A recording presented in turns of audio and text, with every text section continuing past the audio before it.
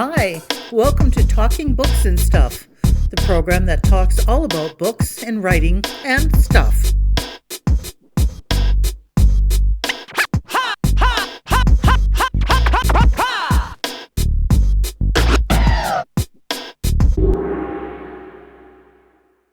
Here's your host, Dennis Rimmer. Welcome back. It's another episode of Talking Books and Writing and Stuff. Today from the mysterious East, we have with us Wilson Coneybeare. And if anybody has any remembrance of the Friendly Giant, you'll know the name perhaps. We'll get to that in a moment. First of all, though, the reason we have Wilson with us, basically, among other things, we have a book in front of us called A Feast of Wolves. And apparently, Wilson, you've been a working writer since your late teens, film, television, theater, radio, and yet this is your first novel. So what took you so long? Well, I've been trying to get to it, Dan. I've been trying to let the novelist out, but he was taking too long. I don't know, actually. I kind of fell into film I fell into television and film, and that was just the manner in which I was able to raise my family and make a living. And inside me was a novelist fighting to get out. And of all strange things, it turned out to be this book first. I'd written a few other books, and as they say, when you write your first three books seen by anybody, and this is the first one that I had the courage to show around to a few people, and lo and behold, it got published, much to my amazement. And it's called A Feast of Wolves, and it's, right on the front cover says, the first Civil War was just practice, and that gives you a bit of a scary feeling right away. And what happens basically is there's a giant, I'll call it a right-wing revolution in the good old US of A, and then it ends up being like scenes out of the French Revolution with people getting their heads cut off with a guillotine in, what area is it, the Capitol building in Washington, D.C. in front of that? Yep. What happens? The first image, it's a political book. It obviously has resonance these days. But when I started writing it, I think it was like 2017, 2018. Okay. I was, think about that date for a second. I was simply trying to write a big book that I wanted to read.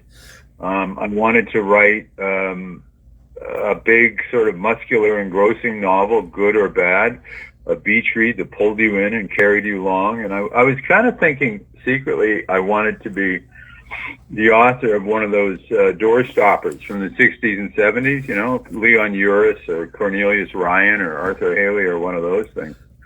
A really good read. And I came up, the only image I had was a guillotine on the steps of the U.S. Capitol, and which is a pretty provocative image, obviously.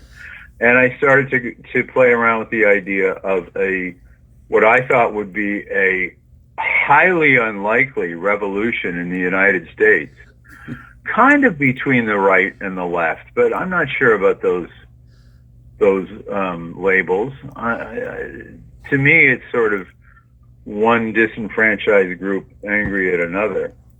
And I had what I thought was kind of a funny idea, not funny, haha, but ironic, which was, what would happen if it turned out there were only 12 rational people left in the United States who could actually run the place? Again, this is 2018. Right. I had no idea as we got, it took 2 years to write the book. And you can imagine my surprise when life began to imitate art. Exactly. We're talking about January 6, 2021. Is that the... Yeah, the book was ready to go and was already in laid out, as they say, by the time the January 6th riots started to happen, or happened. And I was just sitting there like everyone else, watching it unfold on television, and I was absolutely shocked. But of course, one of the things that shocked me was so many of the images seemed to be lifted from the book. Right.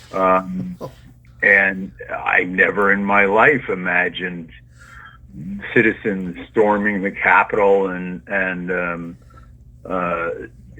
breaking windows and basically taking over the chambers of the House and the Senate. But never in a million years. No, in fact, those are the parts you write, and then you say, "Yeah." I'm sorry. Yeah. Oh no, I was just going to say, but they were reasonable tourists. That's all.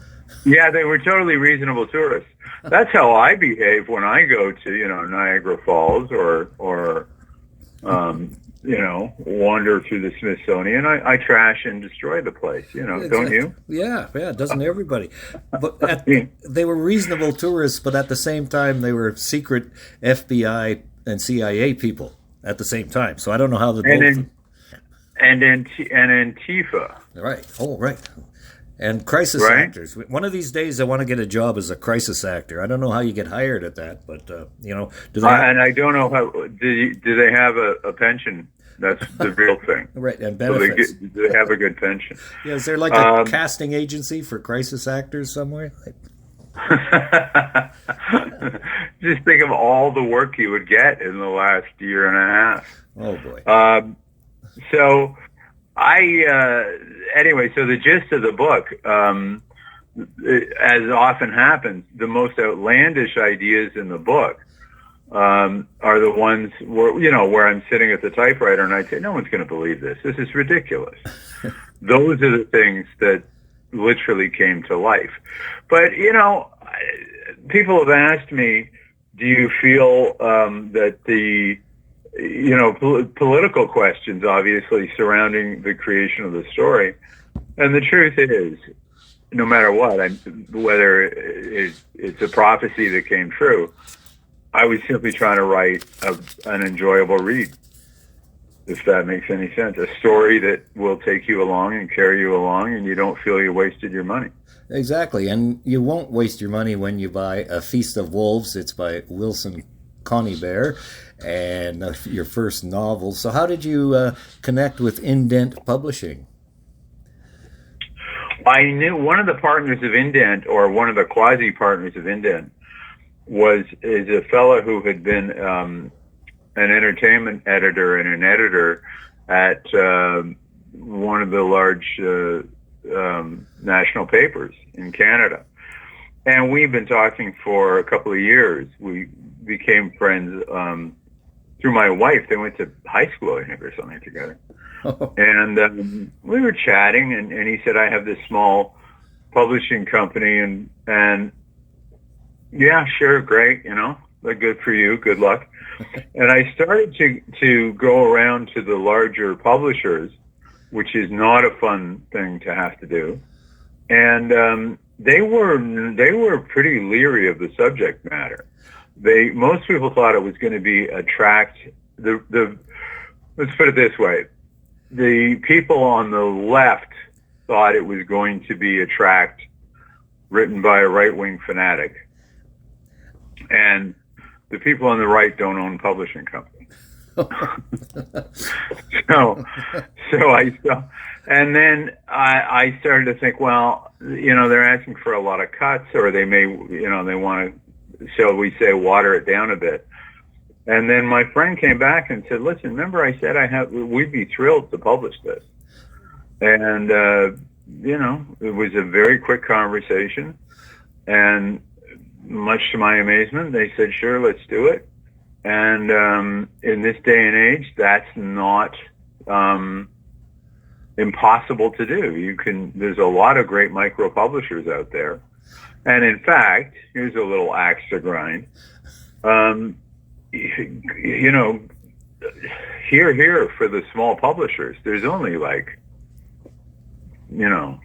5 major publishing companies. They're all owned by one big company.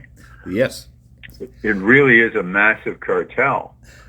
And so I like that. I like that idea too. So we got together, and we'll see what happens.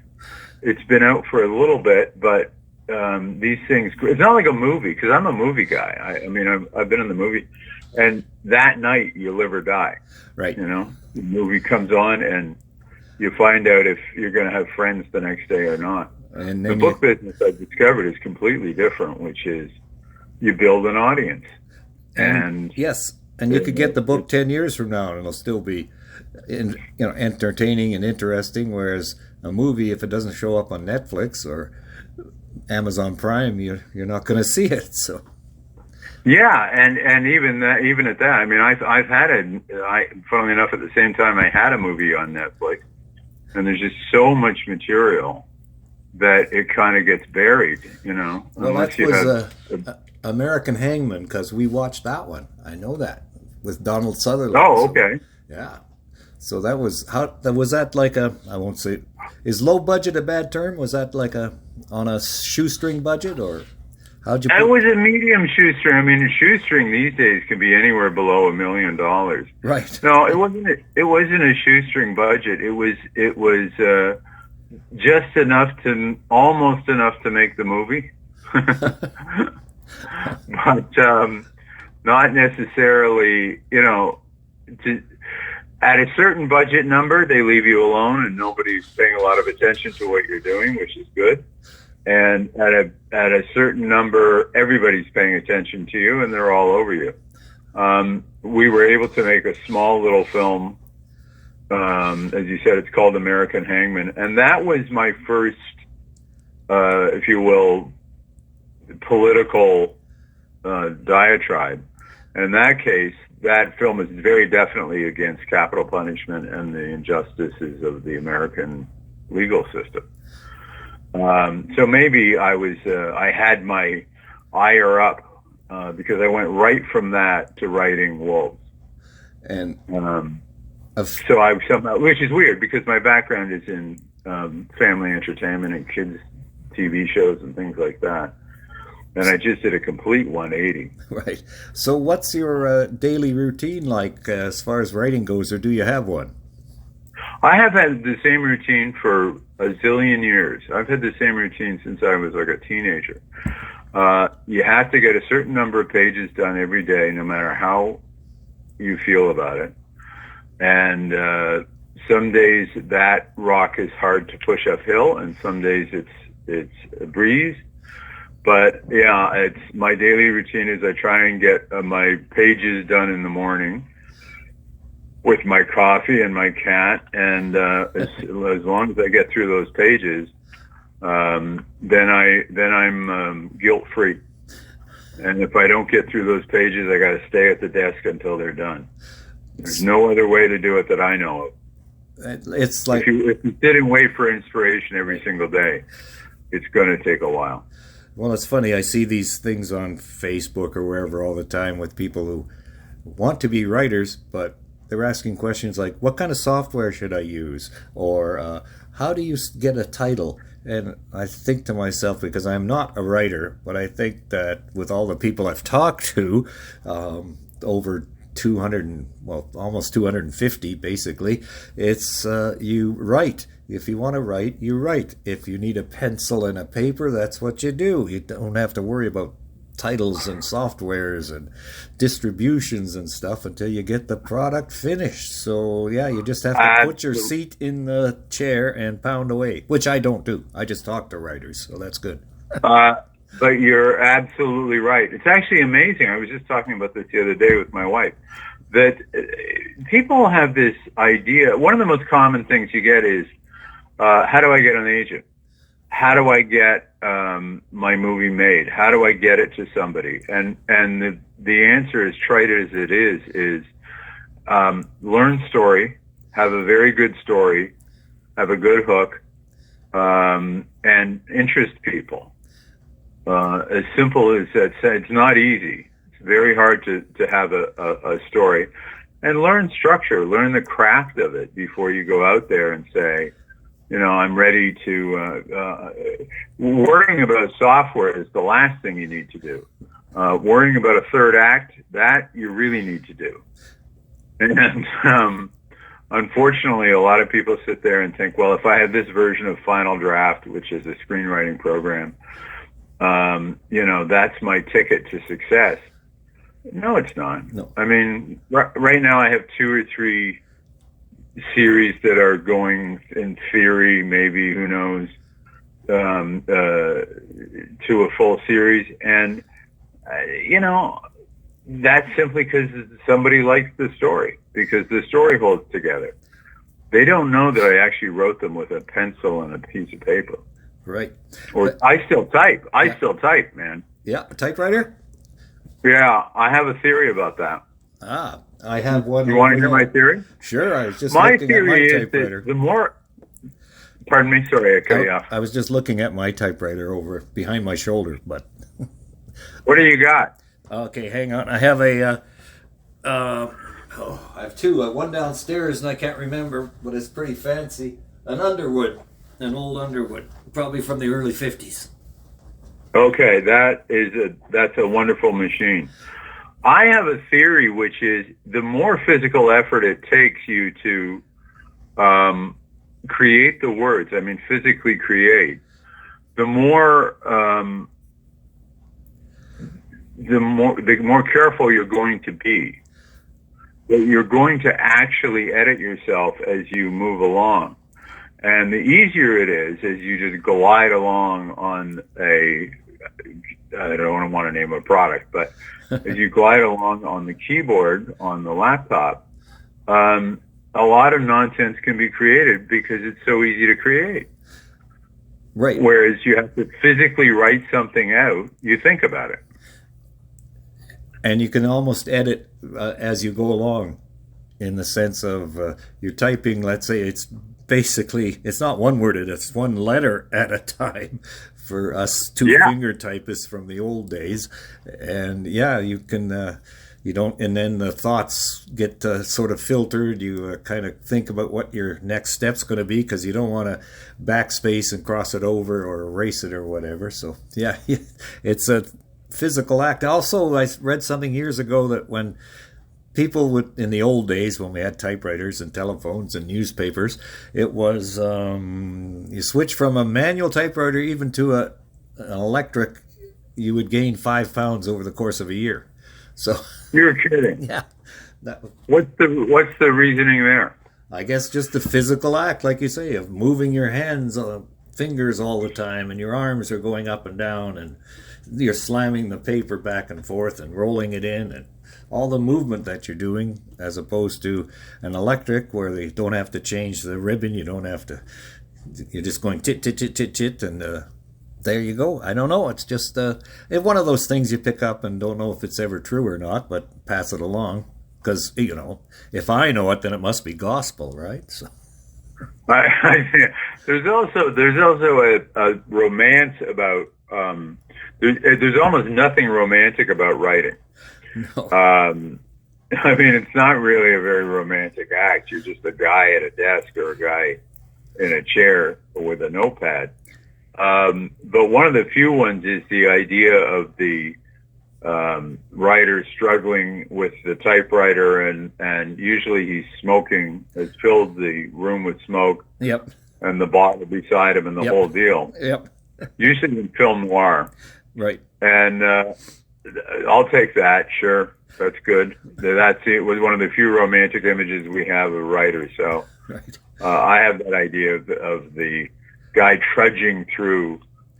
Always, also, by the way, in movies, they always have the guy writes at the end of the manuscript, the end. Right. Then he puts it in an envelope and sends it off to somebody. Yep. Which has never happened in the history of the world. And never. The other trick about writing is you're just rewriting. That's all you're ever doing. And that I learned in television, and I certainly learned it in film.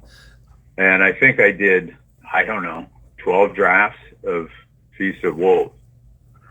And usually that's just about getting rid of the stuff that doesn't grab the attention. Getting rid of anything that smacks of trying to be poetic. Gotcha. Yeah, it's I lost my train of thought, but it's you can tell when people are writing because they think that they should use fancy words and all that kind of stuff. They're enamored with the fancy, like it was a dark and dreary day and the sky fell on top of my head or something, instead of I went outside and couldn't see where I was. So something like that. Yeah, I mean, and you can really get yourself tangled up there. One of my favorite lines I ever heard was his eyes slid down the front of her dress, which sounds very messy, very dangerous, very messy. You need a surgery at that point. Yeah, I mean, I think that Hemingway and everybody else taught us simplicity, brevity, and in genre fiction in particular, you really have to grab the audience early and go, go, go. Whether that's Agatha Christie or George Simenon or Stephen King, you got to get going. Let's go back, Wilson Coneybeare, to your early days. What got you actually wanting or desiring or thinking that you should pursue a career in the letters? I didn't. I was so young. I just thought it was. It totally came naturally. Since I was a kid, I wanted to write stories. So it wasn't really much of a decision. I'm not one of those guys who was in his late 20s and thought, "What am I going to do with myself?" Oh, I'm going to write Day of the Jackal. No, I was always writing and drawing and doing cartoons and things like that, and dreaming up stories about things. I also wrote radio drama, right? Which kind of comes to me naturally through my family. And my sister and I would act it out in my bedroom, stuff like that. For a microphone that didn't work, which kind of defeats the purpose. But I had a wonderful time, and I even rewrote those. Oh, wow. So it's basically been the one thing I've figured out how to do. And I think I figured out how to do. At least I made a living and raised a family on it. Well, that's what you said, is that you were one of the last people to ever make a living at radio dramas? I maintain I am, but then podcasts have now come along. And I wrote a play when I was in my 20s. I'm born in the 60s, mid-60s. And so I wound up writing, I think, 6 or 7 really long, like 90 minutes, 2-hour plays that were done on CBC, on Canadian Broadcasting Corporation. Yep. With real actors, and it was wonderful. They didn't do them obviously live, but damn close. And that was a wonderful experience. At the time, I didn't think it was wonderful because I thought, why aren't I writing these police shows where somebody's making a lot of money? And I thought, well, okay, I'm kind of slumming a bit doing these radio things. And now I brag about having done the radio.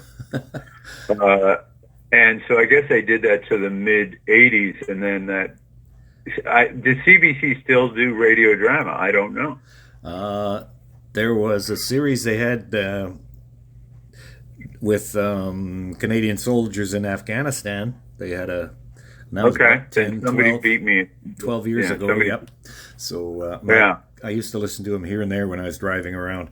Let's see. Well, we have to ask you this question. Most Canadians over a certain age know about the Friendly Giant. What's your connection to the Friendly Giant? My connection to the Friendly Giant is that my father is Rod Coneybeare, who was Jerome and Rusty, the two non-human characters. Well, actually, there were a few non-human characters. Friendly's best friends on the show, The Friendly Giant, which, for those who don't know, was a daily 15-minute show on television from 1958 to 1980-something. For a while, it was one of the longest shows on the air, only bested by Front Page Challenge, which bothered my dad no end. And my father, now he's best known for that, but that's not what we saw him as his children. He was a radio broadcaster. He was a writer. He was a performer. He was a sort of jack of all trades at the CBC. But he had this unbelievable gig. Right. I think it was Gordon Pinson who said you never wanted to meet Rod in the hall because he always had a job. So when you wound up chatting, as actors always do, you know, what are you doing? He always had an answer. Nobody back then had an answer. I like it these days because you can make a living as an actor in Canada now, I'm sure. Oh, sure. Well, I mean, it's all changed now. It used to be just the CBC and maybe some stuff in the 70s started, but now it's, you know, yeah. And there's so many American shows, it's almost a branch plan. I have my own arguments about that, but Well, it's a yeah. branch plan of the U.S. I wish that Canada did. I get to say this because I'm in the U.S. at the moment, but I wish that we had more, let's say, fully homegrown content. American Hangman is a Canadian film. I mean, it stars Donald Sutherland, but it's a Canadian film. Right. And we shot it in Canada. Ah. Yeah, and we used Canadian actors, and well, Donald's Canadian. I'm Oh, yeah. Canadian. You're Canadian. And so But no, my dad. So my dad was a celebrity for pretty much most of my childhood, and most exciting of all was I could go to the studio and see it being done, and that is still the most exciting. I've been on 300 million sets in my life, and I've been a producer of many, many, many, many shows.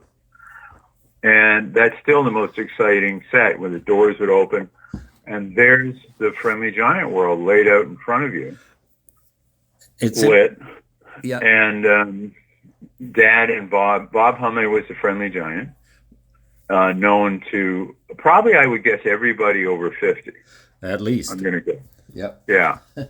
I didn't know till my dad passed away in 2019, and we were inundated, but I was the kid who did the announcement on Facebook, or the social media announcement. And therefore I did some interviews with the Globe and Mail, etc. I couldn't believe the outpouring of affection. Oh, yeah. It was really astonishing. Where was I? That's interesting, is that the Friendly Giant and Mr. Dressup both were Americans that came up to Canada and then became these iconic Canadian television children's show figures, I thought. So, do you know, I didn't know that about Ernie Coombs, who was Mr. Dressup, till, I'm not kidding, like a couple of months ago. Oh, the documentary the came documentary's out about him, yeah. Yeah. Yeah. And he was an incredible. They shot in a different studio. They shot in Studio 2, which was across the hall. The dress-up studio, which I would sneak into sometimes, was much more fun because they had more people on the show. And he had multiple sets, which I thought was very exciting. Incredibly nice guy. But yeah, he was an expat. Bob Hummey was an expat. He was a Friendly Giant. Yep. And there's a connection there to Mr. Rogers, who was in the U.S. And I can't remember the connection. There's something, he was like the mentor of Ernie. Well, didn't Ernie Coombs come from Pittsburgh, and that's where Fred Rogers started? I think that's right. Something like that. So they all had, I mean, my dad's involvement was, he was a Canadian, as I said, jack of all trades. The first of my generation was about to be born, my brother. And as usual, money was always an issue for any performer in Canada, especially in the 1950s. And my dad was asked to do this audition. He had no idea what it was. He was embarrassed. He didn't want to tell his friends he was going to be a puppet or something. He didn't know what it was. And there was this very nice man, I think from Wisconsin, Bob Hummey, and they hit it off right away. And do you know, this is an amazing truth. They ad-libbed that show. What? For 30 years, they ad-libbed the show. Oh, no. For the first 2 years, they had scripts, and they were pasted. I don't want to ruin how the show is done, but They were pasted on the back wall, each page, so my dad could read it while he's doing Jerome and Rusty, which are puppets. And that got really cumbersome. And then they would sit in the dressing room, and Bob would say, what if we just do this? And we're going to talk about gardens and nice things you can grow in the garden.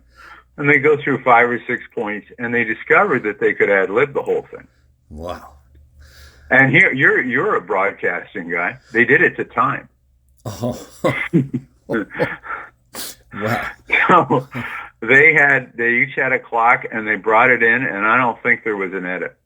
Now, did they do it like to tape, or was it just went on the air and then that was it? Like it was live over the network? It seems inconceivable, but they must have done the first few years live. I can't. The reason I say inconceivable is because that meant they had to come in every day for 15 minutes, light that set, and get it going. But they did, and then as soon as they could, it went to tape. Yeah. And they did do it live to tape. They couldn't imagine doing it any other way. Gotcha. There are somewhere hilarious outtakes,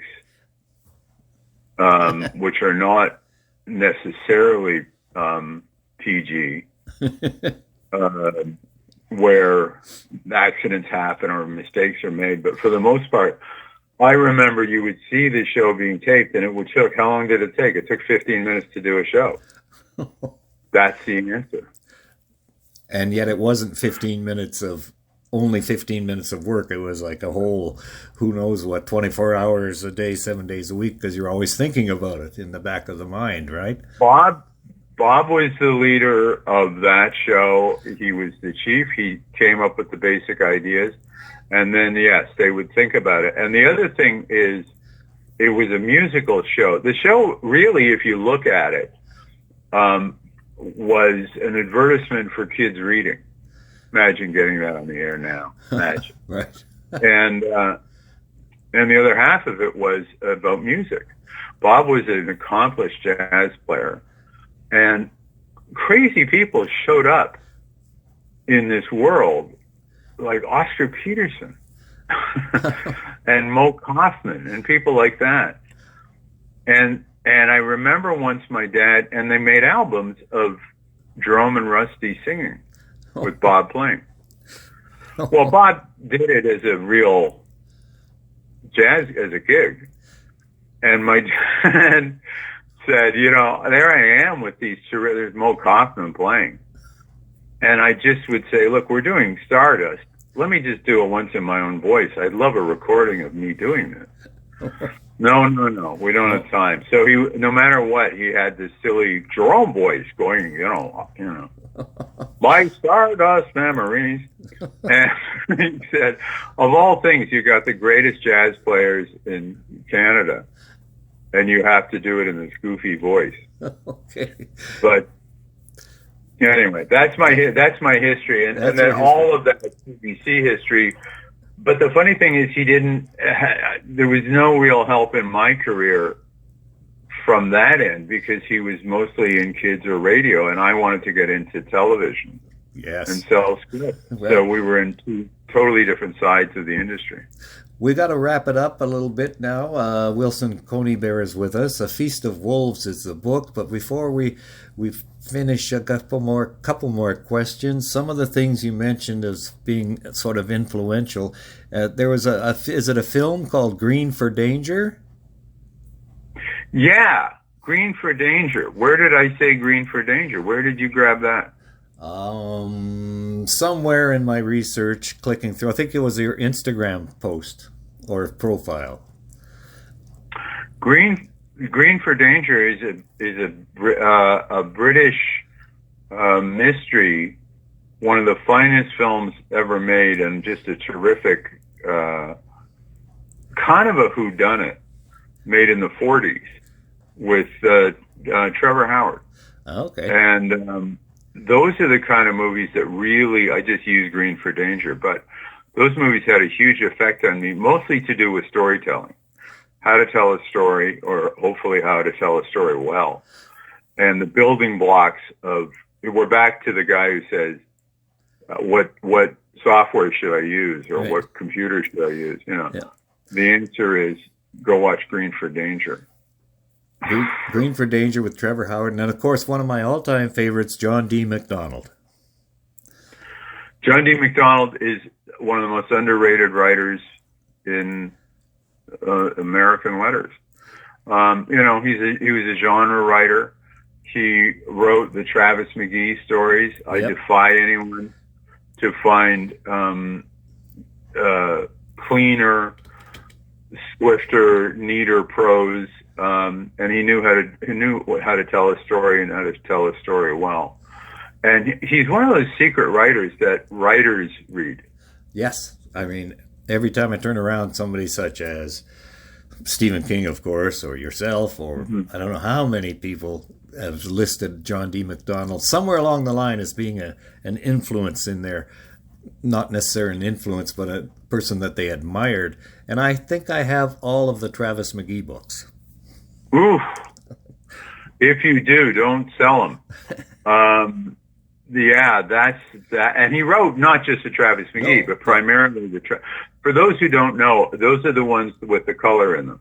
Right. So it's the girl, the plain brown wrapper girl. They don't wear very well in our more politically conscious and socially conscious and aware society.